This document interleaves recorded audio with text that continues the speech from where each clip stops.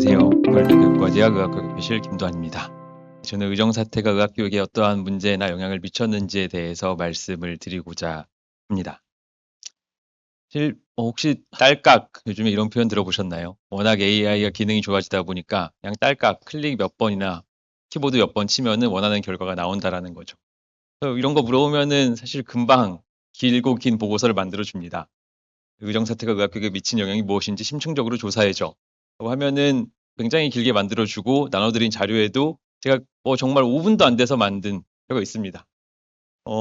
보시면은 이미 정말 많이 논의된 말들이고 이미 정말 많이 알려진 것들이고 저는 제가 굳이 이 자리에서 이것을 다시 한번 언급할 필요는 없다고 생각했습니다. 왜냐면은 이걸 몰라서 저희가 뭔가를 못하는 건 아닌 것 같아서요. 그러면 무슨 말씀을 드려야 될까 좀 고민을 해보게 됐는데요. 그러면서 저에 대해 조금 생각을 해봤습니다. 이 자리가 저에 대해 말씀드린 자리는 아니니까 짧게만 넘어가자면은 저는 서울에서 의사면허를 가지고 남자이면서 교수로 일하고 있습니다. 그러니까 어떻게 보면은 이 의정사태라는 상황의 충격에서 약간 서울에서 근무하고 있다는 서울에 있는 고려대 의과대학에서 있다는 것만으로도 가장 변두리에 있다고 할 수 있어서 제 목소리를 이 자리에서 전하는 건 그다지 좋은 일이 아니라고 생각했습니다. 그보다는 서울이 아닌 곳에서 의사가 아니면서 남자가 아니면서 교수가 아닌 분들의 목소리를 전하고 싶었습니다. 이분들은 보통 의과대학에서는 의학교육실, 의학교육지원실, 학생지원센터 등과 같이 의학교육 행정 내지는 학생들을 가장 가까이 만나고 가장 많이 만나는 분들입니다. 제 좋아하는 문장 중에 하나인데요.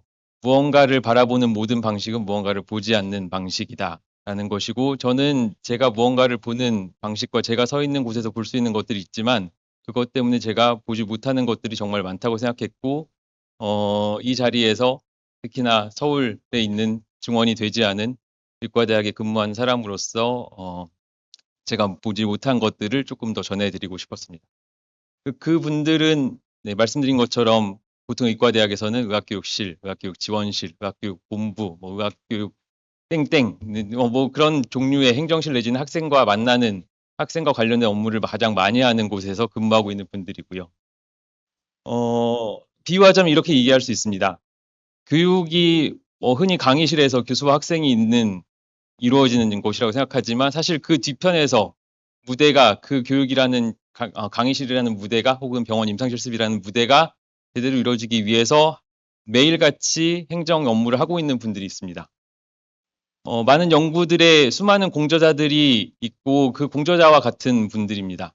한 분 한 분이 스포트라이트를 받지는 못하지만 그분들이 다 빠지면은 제대로 된 혹은 양질의 연구가 될 수 없고요. 제가 보기에 이분들은 수비수와 같은 존재입니다. 수비수가 잘한다고 점수를 내서 경기를 이길 수는 없지만 수비수가 못하면 결국 구멍이 나고 실점을 해서 패배하게 됩니다.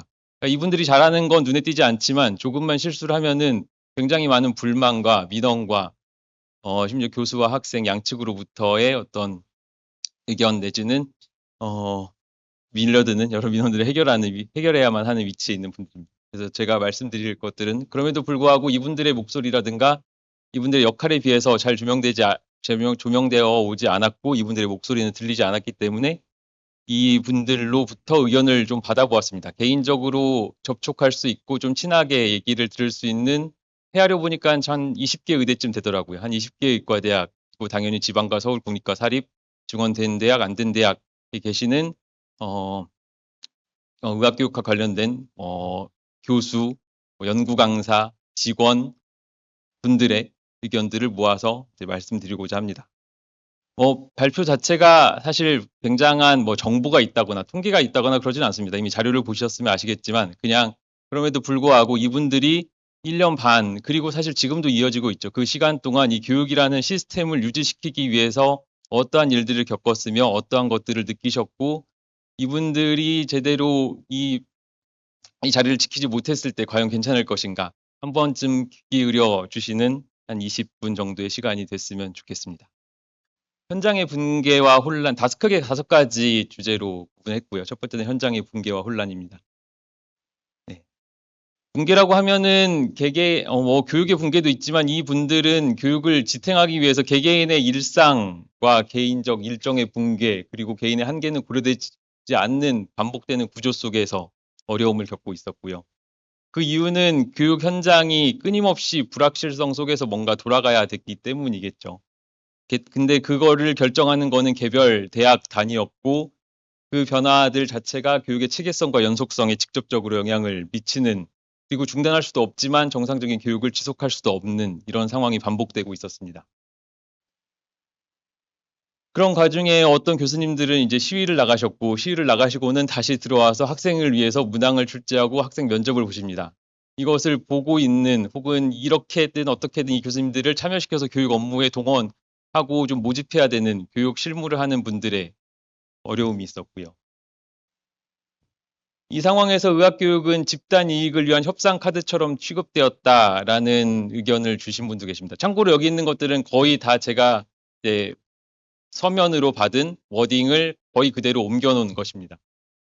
가장 힘들게 한 것은 충분히 정보가 없는 상태에서 KMC가 아무리 의과대학 협회의 어떤 대표이지만 의과대학 개별 의과대학의 문제를 해결해 줄 수는 없은 상황이었고 학생들은 이러한 논의에 참여하면서 느끼기에는 의학 교육이 어떤 협상 카드처럼 취급되는 구조를 반복적으로 학습하는 게 아닌가라는 생각도 하게 되었습니다. 학사 일정이 수시로 변경될 수밖에 없다고 하더라도 그 변화가 원칙 없이 응기응변으로 이루어지는 것이 현실이었고 교육을 지키려고 하는 노력이 오히려 교육 지켜야 할 기준을 흐리게 만들진 않았는지 생각해 봐야 할 것 같다는 의견도 주셨습니다. 이런 어려움 속에서 관계는 점점 단절되어 갔고 서로의 감정은 예민해져만 갔습니다. 서로 믿을 수가 없었죠. 학생들끼리는 물론이거니와 교수와 학생, 직원과 학생 다 마찬가지입니다. 그리고 가장 힘들게 한 것도 학생이고 그럼에도 불구하고 가장 지키고 싶었던 것도 학생이라고 얘기합니다. 이 경계는 바운더리가 아니라 서로 경계하는 마음입니다. 학생들은 서로와 서로를 향해서 차가운 시선, 소수의 의견을 묵살하고 혹은 집단 행동에 동참하게 만드는 이런 것들을 옆에서 지켜봐야만 했던 교육행정을 하는 의학교육과 관련된 여러 교수님들, 강사분들이 있었고요. 이 시간을 지나고 나니 학생한테 평소에 그 전에는 할 수 있었던 농담이나 소소한 농담, 가벼운 몸짓마저도 굉장히 부담스러운 행위가 돼서 계속 학생들을 경계하게 되고 친근하게 다가가지 못하는 일들이 그런 시간이 이어지고 있음을 이야기해 줬습니다. 모든 학생들이 이러진 않았을 것입니다만 학생들을 많이 만나다 보면은 이런 학생도 있을 수밖에 없습니다. 네. 분노와 죄책감을 느끼면서도 이 학생들이라든가 전공의들 선민의식이라고 굳이 표현한 분들도 계셨고 학생들끼리 혹은 선배들의 학업 복귀자에 대한 집단적 괴롭힘에 보는 어떤 그에 대한 소회를 밝힌 분도 있었습니다. 상담을 하다 보면 직접적으로 학생들한테 안 좋은 말을 듣기도 합니다. 물론 이분들이 이 결정 과정에 특히 교육 행정을 하는 분들이 이 결정에 있어서 대단히 영향력을 행사한 것도 아님에도 불구하고 학생들이 날이 선 언어가 이런 분들을 향하기도 했고 학생들이 학교와 교수들에 갖는 배신감을 가감없이 드러내기도 했고 신체적으로 아프기도 했습니다. 아프기도 하고 재미도 없고 보람도 없어서 떠나고 싶었지만 이런 어려움을 주변에서 알아주지도 않았다라는 것을 더 힘들게 이야기를 합니다. 그 와중에도 의학교육 평가 인증은 계속되고 있죠. 평가 인증뿐만 아니라 온갖 사업이 계속되고 있었고, 그걸 하려다 보니 번아웃은 심화되고, 또 직원의 입장에서는 어쩔 수 없이 제한된 일정 속에서 학습이나 어떤 실습 기간을 제공하는데, 그럼에도 불구하고 학생들은 왜 그러냐면서 직원에게 불만을 이야기합니다. 네. 그에 대한 분노를 느끼기도 했다고 하고요. 하지만 이런 격한 감정이 오래 가진 않습니다. 누구나 언젠가는 수용하고 체념하고 받아들이게 되잖아요. 그런 감정들입니다. 아무것도 할 수 없다는 무기력감, 그리고 내 생각은 분명히 다르지만 학장단의 결정이 그렇기 때문에 따를 수밖에 없었던 상황. 짧지만 할 수 있는 일도 없었고 해서는 될 일도 없었다라고 약간의 무력감과 체념의 감정을 표현하기도 했고요. 나와 같은 정말 의학교육에 관한 열정을 학생들에 관한 애정을 가지고 있는 분들이 풀지 못할 괴로움과 그로 인해 열정을 잃게 하고 학교를 위해 헌신하는 모든 과정들이 허무하고 무기력해진 것. 이게 과연 일시적인 문제일지 이런 감정을 계속 상당히 저는 오래 가고 있다고 생각하고 이런 감정으로 그 의학교육을 지탱하고 혹은 일선 실무를 하는 사람들이 계속 이 일을 할 수 있을까 많이 우려가 됩니다. 소모품입니다. 교수, 학생 모두 중요하죠. 네, 교육에서 가장 중요한 분들입니다. 하지만 그 중간에 위치한 행정과 여러 가지 귀찮은 소위 굳은 일들을 담당하는 사람들은 감정 없는 소모품 같은 대우를 받는다고 느꼈고 나의 감정도 업무의 강도도 한 번도 그러되지 않은 누구도 관심 없는 존재로 여겨진다고 느꼈으면서 책임지지 않으려는 사람들 사이에 우리는 그저 시간표가 바뀔 때마다 뭔가 추가갈 때마다 뭔가가 달라지고 요구가 있을 때마다 당연히 해내야만 하는 사람들로 느꼈다는 심정을 절박하게 이야기했습니다. 행정적으로도 지방과 서울은 차이가 큽니다. 이 이야기를 듣고 적잖이 놀랐는데요. 기본적인 오피스 프로그램의 기능도 사용 못하는 조교가 드물지 않다고 합니다. 물론 이 한 분의 경험일 수도 있고 제가 너무 서울과 아닌 지역의 격차를 과장하고 싶지도 않지만 이런 경험을 한 분이 있는 건 사실이고 이런 경우에 결국 조교가 서포트가 안 되면은 그 부담은 고스란히 교수에게 오게 되고 그렇게 됐을 때 교수가 아무리 증원이 된다 한들 교육의 질을 유지할 수 있겠느냐. 저는 절대 그럴 수 없다고 생각합니다. 수업이 들면 마치 의학교육 하는 사람들은 너네들 일 없는 거 아니냐라는 듯한 시선을 받기도 합니다. 하지만 일이 줄어든 듯해 보이나 어차피 수업이 완전히 없어진 건 아니고 결국 계속 진행되고 있었고 오히려 학생이 너무 적은 강의실을 보고 있는 혹은 그러한 수업을 운영하고 지원하는 것 자체가 피로를 더 쌓이게 하는 일입니다. 수업은 은근히 하다 보면은 즐거움이 생기고 학생들이 반응해서 힘을 얻기도 하거든요. 상담 중에 어른들에게 실망했고 그런 어른이 되지 않아야겠다고 생각한다라고 말한 학생을 만나면서 그날 밤에 잠을 이루지 못한 교수님도 있었고요. 의정사태 이전에 충분히 대비할 수 있었던 문제들에 대해서 방관해온 이해관계자들의 모습, 그러니까 행정직원이라든가 실무에 밀접하게 있는 사람들의 모습, 사람들의 입장에서는 왜 이런 거를 뻔히 다 예측 가능했는데 그대로 두었는가라는 실망도 느꼈다고 합니다.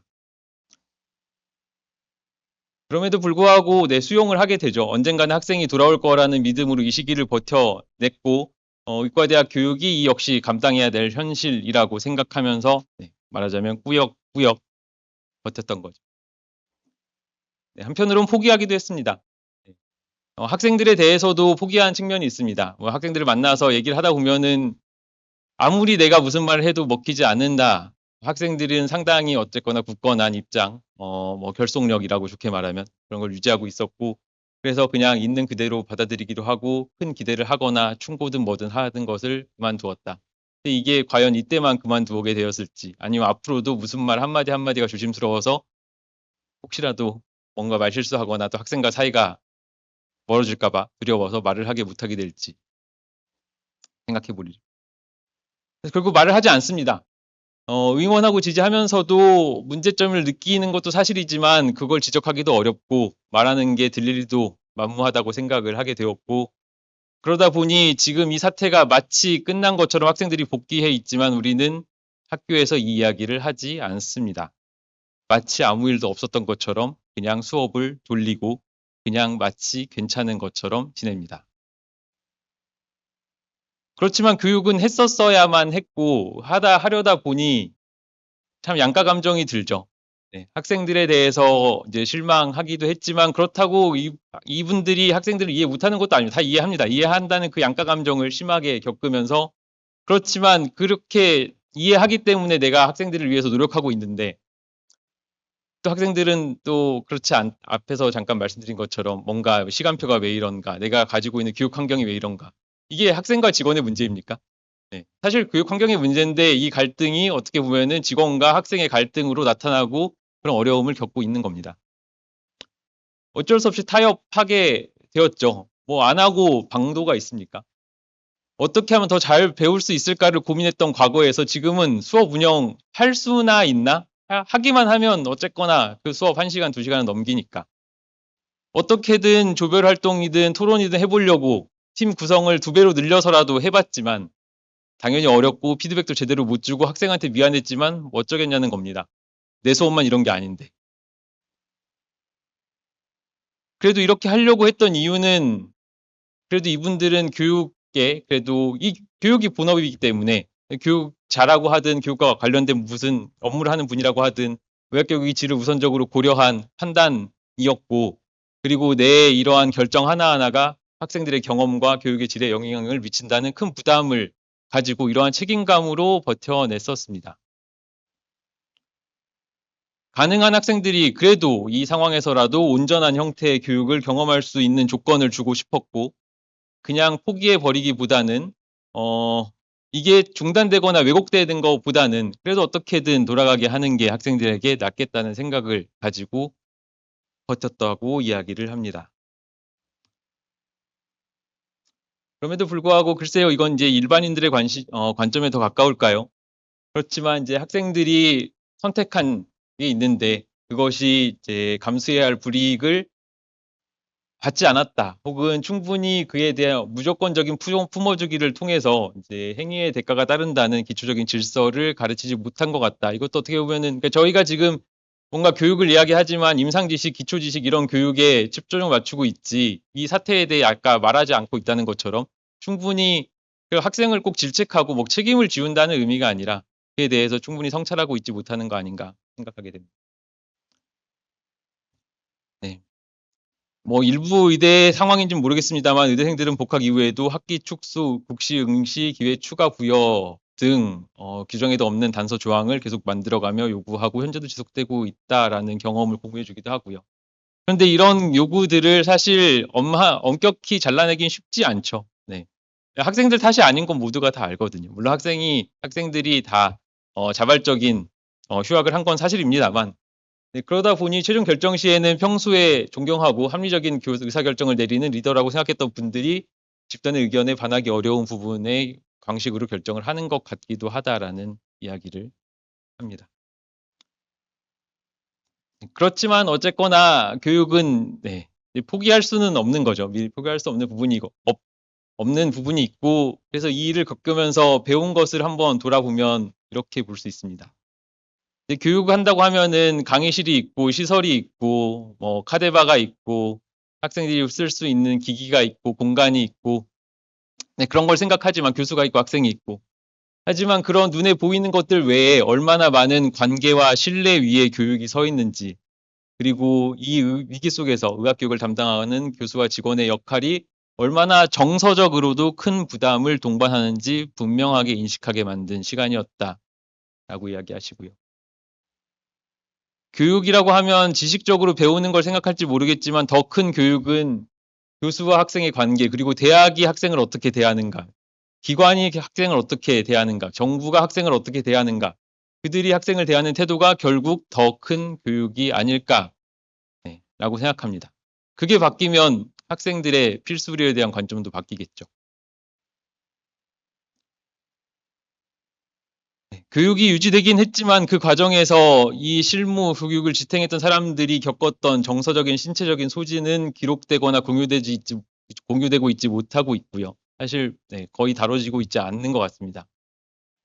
그러면 향후 유사한 위기 상황에서 의학교육의 지속 가능성을 논의하는 데 있어 이것이 과연 배제할 수 있는 요소인가? 저는 그렇지 않다고 생각하기 때문에 굳이 이 자리에 이야기들을 가지고 온 겁니다. 마지막입니다. 교육 자체가 수단이 아니라 이제 이러한 무너진 관계와 신뢰와 상처, 불신, 허무함, 무력감 뭐 이 온갖 것들을 다시 시작할 수 있는 최소한의 조건이라고 생각하고 저도 굉장히 공감합니다. 네, 교육 자체가 이제 그게 마치 교육 환경이 정상화되면 그게 끝난 건가?